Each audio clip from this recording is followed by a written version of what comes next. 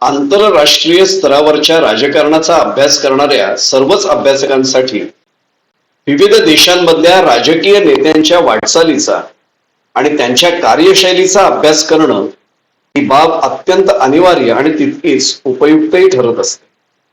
त्यातही अमेरिकेसारख्या विकसित आणि लोकशाही राज्यव्यवस्था असलेल्या देशातल्या विविध राजकीय नेत्यांचं व्यक्तिमत्व, त्यांचे विचार, त्यांची कार्यशैली यांचा अभ्यास करणं ही बाब विशेषत्वानं वैशिष्ट्यपूर्ण असल्याचं नेहमीच अनुभवास येत असतं. हा विषय यावेळी नव्यानं ऐरणीवर येण्यास कारणही तसंच घडलंय. अमेरिकेत होणाऱ्या राष्ट्राध्यक्ष पदाच्या आगामी निवडणुकीमध्ये भूतपूर्व राष्ट्राध्यक्ष डोनाल्ड ट्रम्प हे विद्यमान राष्ट्राध्यक्ष जो बायडन यांच्या विरोधात रिंगणात उतरतील अशी चर्चा गत अनेक दिवसांपासून सुरू आहे. मात्र ही चर्चा सुरू असतानाच अमेरिकेतल्या एका राज्याच्या उच्च न्यायालयानं, त्याला सर्वोच्च न्यायालय असेही अनेक जण म्हणतात, पण ट्रम्प यांच्या विरोधात दिलेल्या एका निकालामुळे आता त्याबाबत उलटसुलट चर्चा सुरू झाली.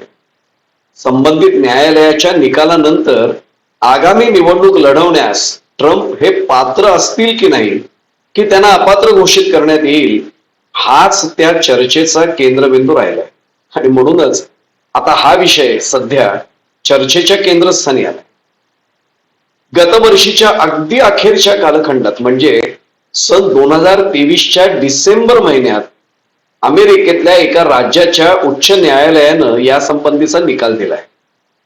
कोलोरॅडो न्यायालयाच्या या निकालानुसार डोनाल्ड ट्रम्प यांना पुढील वर्षीच्या राष्ट्राध्यक्ष पदासाठी अपात्र घोषित करण्यात आले. कॅपिटल हिंसाचार प्रकरणात ट्रम्प हे दोषी असल्याचं मानून न्यायालयानं त्यांना अमेरिकेच्या राष्ट्राध्यक्ष पदासाठी अपात्र असल्याचं घोषित केले. या न्यायालयानं ट्रम्प यांना निवडणूक लढवण्यास बंदी घातली आहे आणि ट्रम्प यांचं नाव रिपब्लिकन पक्षांतर्गत असलेल्या राष्ट्राध्यक्ष पदाच्या मतदान प्रक्रियेतून वगळण्यात यावं असे निर्देशही राज्याच्या सचिवांना दिले. अमेरिकेच्या राज्यघटनेतल्या तरतुदीनुसार राजकीय विद्रोहात सहभागी झालेल्या अधिकाऱ्यांना पदच्युत केलं जाऊ शकतं किंवा संबंधित नेत्यांवर निवडणूक लढवण्यास बंदी घातली जाऊ शकते आणि त्यानुसारच कोलोरॅडो न्यायालयानं हा निकाल दिलेला आहे. राष्ट्राध्यक्ष पदाच्या निवडणुकीसाठी अशा प्रकारे अपात्र ठरवण्यात आलेले डोनाल्ड ट्रम्प हे अमेरिकेतले आजवरचे पहिलेच राजकीय नेते ठरलेत याची नोंद घ्यावी लागते. ट्रम्प यांनी वॉशिंग्टन मध्ये लोकांच्या भावना भडकावून दंगल पेटवण्याचा प्रयत्न केला होता आणि त्यामुळे त्यांना आगामी निवडणूक लढवण्यासाठी अपात्र घोषित करावं अशी मागणी करणारी एक याचिका कोलोरॅडोच्या काही नागरिकांनी राज्याच्या सर्वोच्च न्यायालयात दाखल केली होती. 6 जानेवारी 2021 रोजी झालेल्या घटनेच्या संदर्भात ही याचिका दाखल करण्यात आलेली होती. रिपब्लिकन पक्षाच्या अध्यक्षीय प्राथमिक मतपत्रिकेतून ट्रम्प यांचं नाव वगळण्याचे आदेश या न्यायालयानं आता संबंधित राज्य सचिवांना दिले. या प्रकरणात कोलोरॅडो न्यायालयातल्या खटल्यात 4-3 अशा पद्धतीने हा निकाल देण्यात आलाय. म्हणजे हा एकमताने दिलेला निकाल नाहीये हेही या ठिकाणी लक्षात घ्यावं लागतं. या संदर्भात अमेरिकेच्या राज्यघटनेत म्हणजे संविधानात नेमकी कोणती तरतूद आहे हे लक्षात घ्यावं लागतं. सन 1860च्या दशकात झालेल्या अमेरिकेतल्या गृहयुद्धानंतर तिथल्या राज्यघटनेमध्ये 14वी दुरुस्ती करण्यात आली होती. त्यामध्ये तत्कालीन गुलामांना अधिकार देण्यात आले होते 1 आणि त्याच वेळी 3ऱ्या कलमामध्ये बंडाबाबतचा उल्लेख करण्यात आलेला होता. त्याचा संदर्भ आता आलाय. देशाच्या विरोधातल्या बंडामध्ये सहभागी असणारी व्यक्ती राष्ट्राध्यक्ष, उपाध्यक्ष, काँग्रेस सदस्य किंवा अन्य कोणत्याही महत्वाच्या सरकारी किंवा लष्करी पदावर राहू शकत नाही असं या संबंधित कलमात नमूद करण्यात आलेलं आहे. हे कमी होतं म्हणून की काय, पण ट्रम्प यांना आणखी एक धक्का बसलाय. अमेरिकेतल्या मेन राज्याच्या डेमोक्रॅटिक सेक्रेटरी शेन्ना बेलोज यांनी त्या राज्याच्या प्राथमिक निवडणूक फेरीसाठी आता ट्रम्प यांना बाद ठरवलंय. राज्यघटनेतल्या बंडखोरी विषयक कलमाचा यांनी या निर्णयाच्या बाबत आधार घेतलाय. अर्थात या आदेशाला मेनच्या न्यायालयात आव्हान देण्याचं ट्रम्प यांच्या वतीने याआधी जाहीर करण्यात आलंय. हा निर्णय म्हणजे निवडणूक प्रक्रियेत हस्तक्षेप करण्याचा आणि मतदारांना त्यांच्या मताधिकारापासून वंचित ठेवण्याचा प्रयत्न असल्याचा आरोप ट्रम्प यांनी केलाय. मात्र ट्रम्प यांना या प्रकरणी एक दिलासाही मिळाला. या प्रकरणी न्यायालयीन कारवाई सुरू होईपर्यंत स्वतः पेलोज यांनीच आपल्या या निर्णयाला स्थगिती दिली. त्यामुळे निदान या बाबतीत ट्रम्प यांना आणखीन थोडी सवड मिळाली, म्हणजे त्यांना पुढची कारवाई करायला ते आता मोकळे आहे. म्हणूनच हा भाग अत्यंत महत्वाचा आहे, निवडणुकीशी संबंधित आहे, तो लक्षात घ्यावा लागतो. मुळात ज्या विषयावरून हे न्यायालयीन प्रकरण सुरू झालंय त्याची पार्श्वभूमी लक्षात घेणं आवश्यक आहे. अमेरिकेत राष्ट्राध्यक्ष पदासाठी झालेल्या मागच्या निवडणुकीत जो बायडन यांची राष्ट्राध्यक्षपदी निवड झाली होती. तिथल्या राज्यघटनेनुसार या विजयावर रीतसर शिक्कामोर्तब करण्यासाठी अमेरिकन काँग्रेसची त्यावेळी बैठक सुरू होती आणि त्याच वेळी ट्रम्प यांचे असंख्य समर्थक वॉशिंग्टन डीसी मधल्या अमेरिकन संसदेच्या इमारतीबाहेर जमा झाले होते. अमेरिकन काँग्रेसच्या सभागृहात बैठक एकीकडे सुरू असतानाच या आंदोलकांनी आक्रमक होऊन प्रचंड धुडगूस घालण्यास प्रारंभ केला होता. सुरक्षा रक्षकांना देखील न जुमानता हे सर्व आंदोलक इमारतीत घुसले होते. त्यावेळी पोलिसांसोबत झालेल्या तब्बल 4 तासांच्या धुमश्चक्रीत एका महिलेसह 4 जणांचा दुर्दैवी मृत्यूही झाला होता. हिंसाचार करणाऱ्या 52 जणांना पोलिसांनी त्यावेळी अटक केली होती. संचारबंदीचं उल्लंघन केल्याच्या प्रकरणी आणि संसद परिसरातल्या हिंसाचार प्रकरणी ही कारवाई त्यावेळी करण्यात आली होती. अमेरिकन सिनेट आणि प्रतिनिधी गृहाचे सदस्य हे तेव्हा वॉशिंग्टन डीसी मधल्या संसद भवनात पोहोचत असतानाच त्या परिसरात ट्रम्प यांचे हजारो समर्थक त्यावेळी जमा झाले होते. 2 वर्षांपूर्वीची घटना आहे. त्यापूर्वी वॉशिंग्टन डीसी मध्ये ट्रम्प यांनी त्यांच्या समर्थकांचा एक मेळावा आयोजित केला होता. या मेळाव्यात केलेल्या भाषणातून ट्रम्प यांनी त्यांच्या समर्थकांना चिथावणी दिली होती असा गंभीर आरोप ट्रम्प यांच्यावर करण्यात आलेला होता. याखेरीज वारंवार ट्विट करून आपल्या समर्थकांना भडकवण्याचा प्रयत्न ते करीतच होते आणि त्यानंतरच हा हल्ला झाल्याचा आरोप, अतिशय गंभीर आरोप खरं तर ट्रम्प यांच्यावर करण्यात आला होता. तांत्रिकदृष्ट्या ट्रम्प हेच तेव्हा राष्ट्राध्यक्ष पदावर विराजमान होते हे अमेरिकेच्या घटनेनुसार लक्षात घ्यावं लागतं आणि त्यामुळे ही परिस्थिती सुयोग्यरित्या हाताळण्याची कायदेशीर आणि नैतिक अशी दोन्ही प्रकारची जबाबदारी अमेरिकेच्या संविधानानुसार म्हणजे राज्यघटनेनुसार ट्रम्प यांच्यावरच त्यावेळी होती. मात्र अत्यंत महत्वाच्या असलेल्या या इमारतीत संयुक्त अधिवेशनासारख्या अतिशय महत्वाच्या दिवशी पुरेशा प्रमाणात सुरक्षा यंत्रणा का तैनात करण्यात आलेली नव्हती हा देखील त्यावेळी चर्चेचा प्रमुख मुद्दा ठरला होता. ट्रम्प यांचे समर्थक सशस्त्र होते. ते सुरक्षा यंत्रणेला मुळीच जुमानत नव्हते. मात्र या सशस्त्र आंदोलकांना हाताळण्यासाठी पुरेशी सुरक्षा यंत्रणा तैनात करण्याची जबाबदारी असून देखील ट्रम्प यांनी ते टाळणं आणि तांत्रिकदृष्ट्या तेव्हा राष्ट्राध्यक्ष पदावर असताना देखील चिथावणीखोर स्वरूपाचं भाषण करून आपल्या समर्थकांना हिंसक आंदोलनासाठी प्रोत्साहित करणं असे गंभीर आरोप ट्रम्प यांच्यावर करण्यात आले होते. या निवडणुकीनंतर अमेरिकेत प्रचंड अस्वस्थता निर्माण होईल, देशात अराजकता निर्माण होईल अशा आशयाचे इशारे ट्रम्प यांनी जाहीररित्या आधीपासूनच दिलेले होते. त्यामुळेच आता ट्रम्प यांना अशा प्रकारच्या आरोपांना सामोरं जावं लागतंय आणि त्यामागचं कारण आता सर्वांच्या निश्चितपणाने लक्षात यायला सहज सोपं जाईल.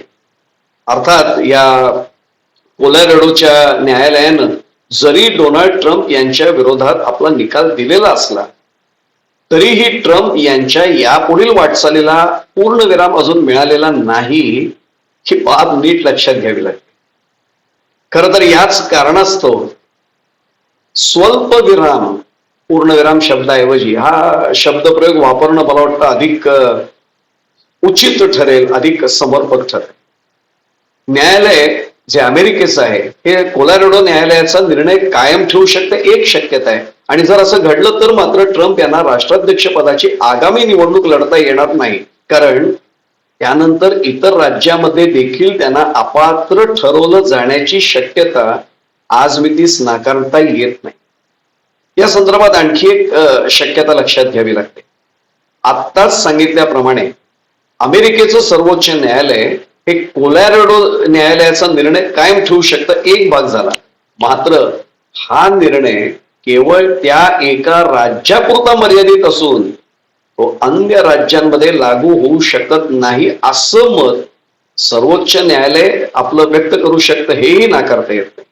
आणि त्यामुळे ही बाब राजकीय स्वरूपाची आहे, त्यात न्यायालय हस्तक्षेप करू शकत नाही असं जर मत न्यायालयानं नोंदवलं तर सर्वोच्च न्यायालय हे कोलोरॅडो न्यायालयाचा निर्णय मग रद्दबातलही ठरवू शकतं, रद्द करू शकतं. त्यामुळे कोलोरॅडो न्यायालयाचा निर्णय अवैध ठरला तर मग ट्रम्प यांच्या समोरचे सर्वच अडथळे आपोआप दूर होतील, ट्रम्प यांचा मार्ग मोकळा होईल. याखेरीज काही तज्ज्ञांच्या मते सर्वोच्च न्यायालय हा खटला प्रलंबित ठेवू शकतं, सस्पेंड करू शकतं.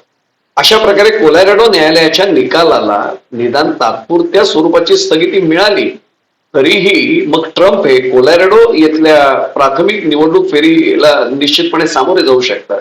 त्यामुळे ट्रम्प यांच्या संदर्भात अनेकविध संभाव्य घडामोडींचा सुद्धा सध्या आंतरराष्ट्रीय स्तरावरचे अभ्यासक देखील फार विशेष अभ्यास करतात, बारकाईने अभ्यास करतात. विशेष म्हणजे अगदी पहिल्यापासूनच एक वादग्रस्त व्यक्तिमत्वाची प्रतिमा असून देखील रिपब्लिकन पक्षात डोनाल्ड ट्रम्प यांचा अजूनही प्रभाव कायम आहे. प्यू रिसर्चनं अलीकडेच केलेल्या एका सर्वेक्षणानुसार रिपब्लिकन पक्ष आणि रिपब्लिकन समर्थक असलेल्या मतदारांपैकी 52% इतक्या मतदारांची राष्ट्राध्यक्ष पदाच्या उमेदवारीसाठी ट्रम्प यांनाच पसंती असल्याचं समोर आलं. चर्चेत असलेले रॉन डिसॉन्टिन्स यांना 14%, निकी हेली यांना 11%, विवेक रामस्वामी यांना 3% आणि ख्रिस क्रिस्टी यांना 1%. या अन्य इच्छुक उमेदवारांना किती कमी पसंती मिळाली लक्षात आलं की आजही रिपब्लिकन पक्षात डोनाल्ड ट्रम्प हे आपलं आव्हान कायम टिकवू नयेत ही वस्तुस्थिती कोणालाही नाकारता येत नाही. खरं सांगायचं तर फ्रँकलिन रुझवेल्ट या गाजलेल्या राष्ट्राध्यक्षांच्या नंतर विद्यमान राष्ट्राध्यक्ष जो बायडन हे आजवरचे सर्वात यशस्वी डेमोक्रॅट राष्ट्राध्यक्ष म्हणून ओळखले जात होते.